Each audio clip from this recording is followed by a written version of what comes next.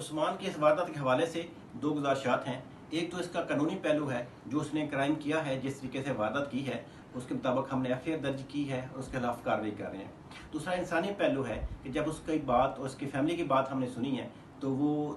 उसका मालूम कान उस घर से निकाल रहा था, तो हम मुलाजमीन ने फैसला मिलकर किया है कि हम मिलजुल के इसका रेंट पे कर देते हैं ताकि इसकी बाकी फैमिली जो है वो दरबदर ना हो और कोई और तरह की सोशल इवल जो है वो जन्म में ना आए।